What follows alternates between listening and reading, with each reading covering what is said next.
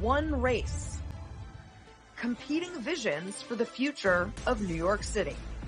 A Democratic socialist, a guardian angel, a three-time governor, and the incumbent. Welcome to Battleground, New York City, the fight for your vote. I'm S.E. Cupp. You were at candidate events today. Tell me what you heard and what you saw. Mayors have three jobs. You got to keep crime low, quality of life high, and the tax base grow. And there are going to be strange twists and turns before the votes are counted and the dust settles. I think that much we can count on. Let's get right to it. Welcome to Battleground NYC, the fight for your vote, where we're covering the all-important New York City mayoral election for the next 13 weeks. Why? Because it's the thing that everyone's talking about. What's it mean for Democrats? What's it mean for midterms? What's it mean for Trump and Republicans? All eyes are on New York City, and we've got it all covered here. I'm S.E. Cupp. Let's get right to it. Later in today's show, we'll meet a candidate from our neighboring state of Connecticut who's running for Congress on a message of generational change. Sound familiar, New York? But first, let's get to the news off the campaign trail. Joining me now is Craig McCarthy, City Hall Bureau Chief for the New York Post. Craig, it's great to see you again. Thanks for having me on again. Okay, we have to talk about this latest Siena poll where Zohran Mamdani is leading Andrew Cuomo by 19 points. It also shows that he has more support from conservatives than any of his other opponents. Dig into these numbers for us. Tell us what they mean. So I think we should point out, so actually conservatives are kind of skewing towards Curtis Sliwa in this one, which was kind of expected with the GOP connection, even though he's technically not going to fall into the conservative line. I think like most telling that came out of this that I saw was that, Zohran Mamdani was getting the most support from almost across all income brackets. Less than 500,000, between 50 and 100, between over 100K. So he's getting the most from almost every bracket there, which we'd expect that, but it's not one tax bracket highlighting more than the others. But I think we should put a pretty big asterisk next to this one, that this was only 317 people polled in New York City, because this was also part of a larger statewide poll that kind of got into the Hochul Stefanik race we all expect to happen next year. Okay, good context, and thank you. Mamdani launched his 5-borough tour yesterday. Talk about what he's doing. What does that mean? So he's going around, he's trying to put this anti-Trump message. He's showing a coalition from every borough, which is probably smart, showing that he has a coalition, because mind you, he still doesn't have the backing of the establishment with Jeffries and Schumer or even the governor at this point. So he's really showing, or he's trying to at least exhume, that he has this coalition of state city leaders. He had Keith Powers, he had Justin Brannon, across the spectrum of these different lawmakers. But we're writing about today, and we're about to publish, just kind of putting the highlighting on that this whole tour is supposed to be anti-Trump, right? And it's sort of been dominated by the fact that Cuomo has been attacking him over his rent stabilization apartment, not even trying to dig into whether or not this has any movement with voters or how the attacks will land. But it's clearly shaken the Mamdani camp enough in which they, attacked him today over, possible ties to Jeffrey Epstein, and put out a whole video with Mamdani doing it. So it seems like, people are already getting their hands dirty in this election. Okay, you just said a lot, and I want to unpack that a little bit. First, let's talk about the Trump part, because Mamdani is running this new sort of Trump's worst nightmare campaign. I get it, and we've talked about this. I get why, because Trump is very unpopular in New York. But is this what primary voters elected him to do, to be a Trump foil? Or did they elect him to solve problems for New Yorkers in New York City? I'm just wondering if voters will tire of that, or actually that's what voters are here for. It seems like they're pivoting a little bit to this general strategy of maybe trying to pull in more voters that they didn't have before, that shows that maybe he could be this person that could combat Trump. Now, again, it's whether or not people want to see this. There's negative polling across the board of Trump in New York City, as well as Eric Adams' relations with that. However, some people and political pundits I speak to as well are saying that if you have somebody that's so far to the left, they kind of fear what is going to happen in New York City. Is this going to embolden the Trump administration even more? And I think that's maybe what the Mamdani administration is trying to stave off right now. But I think those two things are going to come to a head regardless if he gets elected to be mayor. Now let's go back to the now personal attacks he's making on Cuomo, trying to tie him to Epstein. Again, that's a national story. Right. I'm wondering, because when we first started talking about Mamdani, what I would hear from New Yorkers who really liked him, it's that he was a happy warrior. It's that he was charming and, kind of stayed above the fray of the down and dirty, gross national news stuff that occupies so many of us in cable news.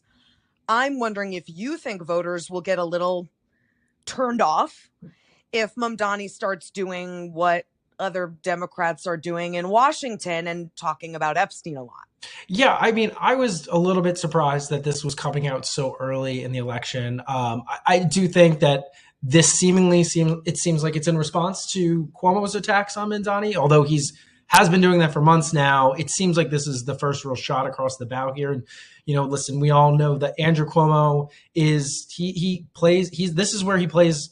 This is his best arena, is playing in bare knuckle politics. So, I mean, maybe it's more of like hey, I'm the 33-year-old, but I can still, go toe to toe with you. I don't know if that's how it's going to happen, or it's maybe this is just the first of many, and we're not really sure. I'm not sure how New Yorkers are going to respond to this, because I think, as you said, the whole point of his primary was this hope-inspiring, I'm going to make everything more affordable. Whether or not that was achievable, that's what he was going for. And that's kind of why he rose above everything and seemed to be, impervious to a lot of these attacks. Yeah, it'll be interesting because usually local elections do not benefit from sort of national news stories and wading into that. But this race has become so national. It's why we're doing this show, because everyone's talking about it. It'll be interesting to see how New York voters take all of that in. Do they love the fact that they're part of the national news story, or do they want people like Mamdani to keep it local? Well, let's talk about Cuomo for a second. You talked about his more aggressive attacks on Mamdani. They've also become personal. They're jarring on the one hand, but on the other, if you've known Cuomo a long time, he's a fighter. Is this what his voters want to see him do more of? Well, yeah, I think this is what they came out of the primary thinking that they were lacking. They were lacking a fighter. He wasn't coming out, and really, when he was attacking during the debates, it was very personal. It really wasn't about the issue-based thing. He's really trying to tie his attacks on Mamdani to his stabilized apartment, which kind of then ties it to his freeze the rent situation. So I think he's really going further at the issues rather than going at him personally, which, during the primaries, all the attacks from every side were about, his stance, Mamdani's stances on Israel. And now we're looking more at the attacks on his policy and what he's looking to make New York City if he gets elected. So interesting. Speaking of interesting, I saw a piece in the New Yorker, I think from yesterday, and the headline was "The One Race Eric Adams is Winning." And in it, the author says he's killing it with social media. I got to tell you, it's not the only piece I've seen talking about Eric Adams' social media. What's this about? Has he figured out something that maybe Andrew Cuomo hasn't? No, and this piece, I actually had a good laugh at this yesterday. It was a good Monday morning read, so if you haven't read it, go read it. It really encapsulates kind of the cringeworthiness of some of these posts that Eric Adams are doing, and very much leading into the fact that he's older, he doesn't really embrace social media as much, but when he does, it just comes off so aloof, but then also funny. You watch till the end. I mean, I tweeted out about it, and another reporter texted me instantly saying even if the videos are bad, I'm watching to the end because it's just funny. I mean, I think, again, how is that going to resonate with people? Because the people he's trying to reach, I'm not sure that that's the people. I mean, I think what the article pointed out as well is the comments are pretty brutal on those videos, even though they're funny to us as insiders. I don't think maybe if those are the regular New Yorkers, they do not find them amusing. It's really it's fascinating because we've all talked about the attention economy and being able to grab attention in any way you can. So we'll see how this inures to the benefit or disadvantage for Eric Adams. Craig, thanks so much for coming on again, and thanks as always for your reporting. Yeah, thanks for having me. Up next, Democrats are watching New York City closely and challenging older incumbents all over the country. We'll talk to one next, but first, we went into the city streets to talk to voters about this race. Here's what one of them had to say. I was leaning towards our former Governor Cuomo because he was a strong leader when he was the governor, but he didn't show that same kind of commitment and strength in his campaign. So it was between Cuomo and Zohran Mamdani, but right now he is the shining star. He's working very hard, and I think he would work hard for the city.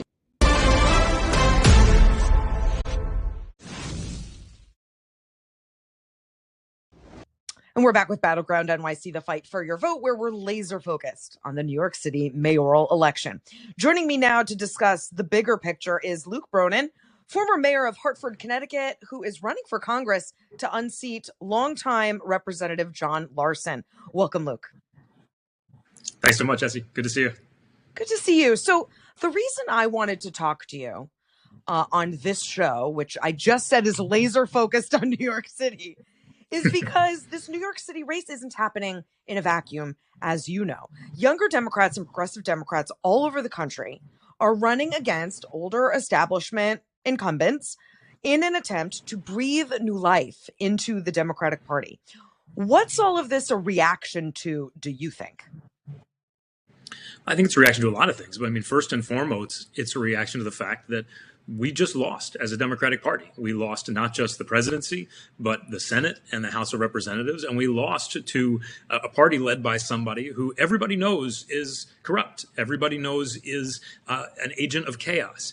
Everybody knows is increasingly cruel. And yet we lost.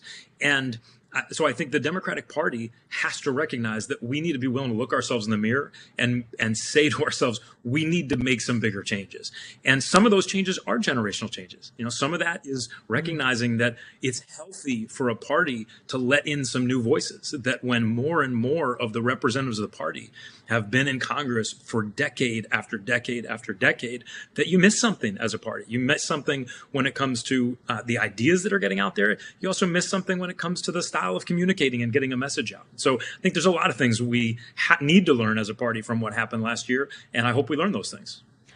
I'm wondering if you are finding that you have to convince other Democrats of the thing you just said. Because listen, I covered the last election for Battleground in a swing state.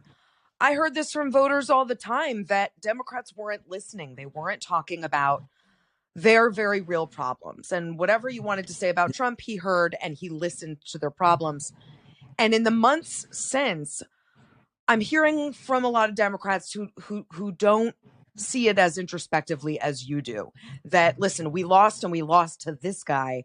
We should start looking inward. I'm wondering what kinds of conversations you're having with other Democrats.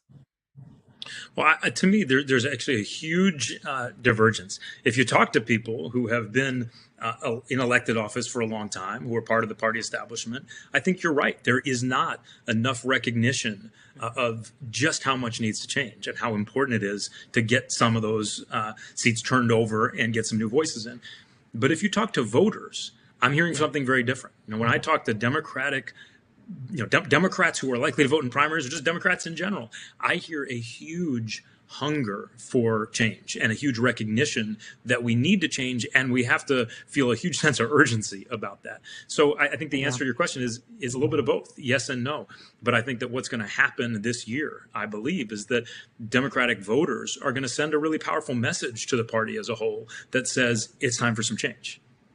Yeah, and do you think that change, you talked about a generational change, is that mostly what it is? We just want fresh eyes. We just want younger representatives. Or do you think there's an ideological change that they're looking for too? I know a lot of Democrats are wondering, should we move back to the center to recapture some of those voters we lost? Should we go to the far left? Because that's where the energy seems to be. What kind of change are you hearing Democrat voters saying they want? I think people want to see people who aren't talking about the same things in the same way that they have been for 20 or 30 or 40 years. people want, and I want, a Democratic Party that is aggressive and clear in fighting back against what Donald Trump is doing, but is equally aggressive and clear in laying out a vision for how we make it possible to build and live a good middle-class life. That we're focused on those central affordability issues of housing and healthcare and childcare and electricity. We have to be focused on those so much more intensely. So I think that's a part of it. But a part of it's also that the world is changing so fast in so many different ways, whether you're talking about climate and weather, whether you're talking about AI and technology and the impact that's going to have on work, whether you're talking about the way people communicate and get their information or the way our economy is structured. All that is changing faster than ever. And yet our representatives, those who represent us, are changing over slower than ever. And so I think part of it's also making sure that we have people who are curious and concerned and feel real urgency about the new accelerating challenges we have. And I think too many Democrats who've been there for a long time aren't showing that urgency. Yeah, I've been covering this for a bit as well, and I'm remembering a quote from Jerry Nadler, representative of New York. Jerry Nadler's spokesperson, who said, listen, Jerry Nadler will get out when Jerry Nadler wants to get out.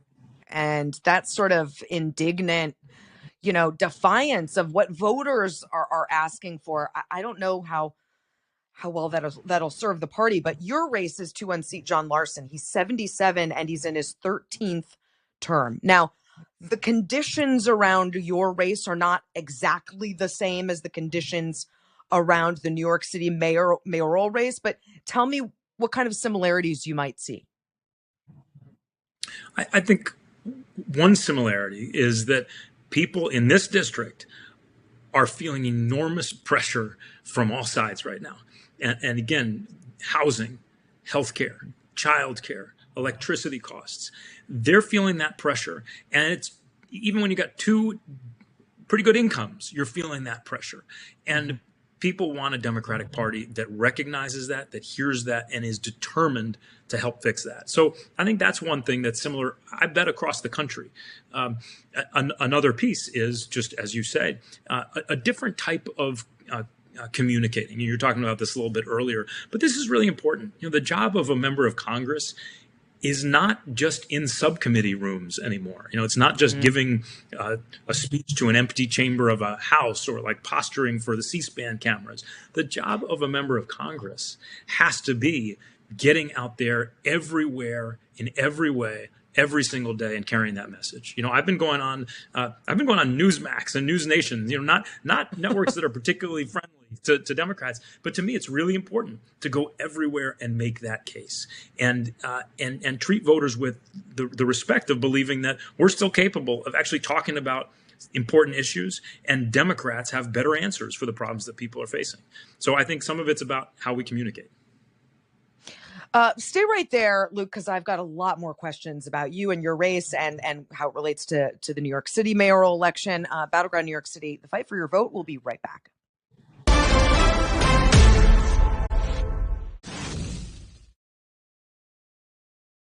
Back here on Battleground NYC, the fight for your vote. One more time with Luke Bronin, candidate for Connecticut's 1st congressional district seat. Luke, I've covered politics a long time, and Democrats in recent years have seemed unwilling to pass the torch. I remember when my friend Tim Ryan, congressman from Ohio, was running against Nancy Pelosi for speaker's seat and was, sort of given the head pat, like it's not your turn yet. I'm wondering if you think that's hurt the Democratic Party, if they could have had a bigger bench, a deeper bench right now full of younger people. I think there's no question that it's hurt the Democratic Party. There's no way to measure this, but yeah. I think often about how many hundreds or thousands of young Democrats did we never get the chance to meet because they never had a chance to get on the field. That there wasn't a space made for some of those newer voices. And I think there's no question that we've suffered as a result of that. And again, I hope this is a time when we as a party learn that lesson and start saying that, these seats that people have held for decades, they're not lifetime appointments. This is not life tenure. That if we believe in democracy, then we believe in competition. We believe in giving voters choice. And so I hope we as a party will be a lot more accepting and welcoming of competition inside our party. And that includes competition that will let some younger, newer voices compete to get their ideas and their message out. I gotta be honest, you sound real normal. You sound like a real normal Democrat. And, the sort of progressive wing might be getting a lot of attention right now. And that's something that Democrats shouldn't ignore. But I'm wondering if you think there are still room for moderate Democrats in an environment where both parties are really going to their extremes. Look, I think fundamentally what voters want and what our country needs is people who are honest about problems, and willing to be serious about trying to fix them. I mean, look, we haven't really talked about my background much. I mean, I'm not in my 20s. I'm 46 years old. If you look at me from behind, you'd see a big old bald spot. So it's not like, I've my entire life has been in service, right? I served in the U.S. Navy. I deployed to Afghanistan. I was in the Obama administration for 4 years in the wake of the financial crisis, and then doing national security work. I was the chief legal counsel to a governor here in Connecticut for a couple of years, and then 8 years as mayor of Connecticut's capital city. I've got a set of experiences that I think would be really valuable to bring to the table in Congress, but also bring a perspective that's not kind of stuck in the institutional thinking, that's not determined to keep things the way they've always been. The core thing that I hope the Democratic Party is willing to do is not just be defenders of a system that's broken, but to actually recognize that the reason people are frustrated is because they're right to be frustrated, and we need to fix some big stuff. So a lot of Democrats are looking at this race in New York City as a potential blueprint. I'm wondering what you think of that. And then if you're a Democrat in a red state, are you hoping that's not the case? Look, I think that a Democrat in New York City is likely to look a lot different from a Democrat in Kentucky. And that's as it should be. When we talk about being a big tent party, we should mean that. I mean, we should be willing to have a whole bunch of different voices and a whole bunch of different visions that are battling it out inside the party. And what works in one place might not work in another. Not just politically, but I mean, in terms of actual answers for governing, they may be different in different places. I'm actually really looking forward to 2028, when I expect we're going to have a big crowded primary for president. And I think we've got a lot of tremendous talent on the bench. And I can't wait to see those candidates have a chance to get out and lay out very different visions and use their different voices to carry that message. To me, that's an exciting and invigorating thing. But again, I do think that we as a party should welcome that and should be looking to see more of that, not just at the presidential level, but throughout the party. Mamdani and Trump have been compared to each other in terms of their authenticity. We talked about this just a minute ago, how, whatever you think of Trump, voters believe that he is listening to their problems. And a lot of voters think Democrats are telling them your problems aren't real. I think we're seeing this play out right now with, what's going on in Washington, D.C. You've got a lot of folks saying there's no crime in Washington, D.C. That's just not how people feel. I'm wondering your thoughts on the authenticity chip that Donald Trump definitely seems to have, Mamdani seems to have. Is this something Democrats really need to think hard about as they go toward 2028? Well, first of all, I don't think there's anything authentic about Donald Trump. He I think created the illusion of authenticity by willing to break taboos or, say politically incorrect things. So people said, oh, if he's willing to say that, then he must mean everything he says. But I don't disagree with you, Luke. I'm saying the perception is that he's authentic. No, I agree. And as you know, politics is perception. Well, I hope that good politics is not just perception, that I think voters want honesty. Sometimes voters are lied to. And in the case of Donald Trump, I think he lies to voters. And we're seeing his lies play out every day. Look, he said that he was going to focus on costs from day one. Every single thing he's done, from tariffs to raiding farms and factories and kitchens, is going to drive costs through the roof. I think that you're right about the fact that voters want to feel that their politicians are being honest with them and aren't making cautious political calculations. And there's no question that was one of the things that felt courageous and real about Mamdani's campaign. I hope that we start seeing people kind of shed their caution and be courageous in talking about things that matter. And I do think that voters want to hear that. Luke Bronin, thanks so much for joining us here at Battleground. I really appreciate it. And we'll check in on your race at another time. More Battleground NYC, the fight for your vote tomorrow and every day through the election.